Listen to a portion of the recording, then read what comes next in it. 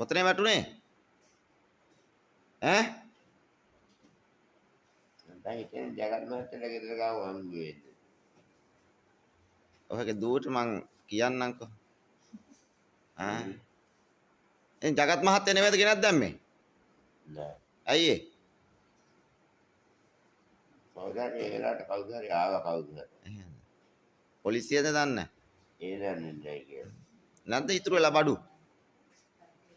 ඒ දන්නේ නැහැ කියලා.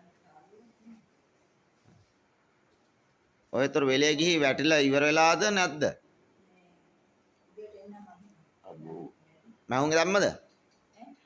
මොකද්ද? මහුන් දැම්මයි?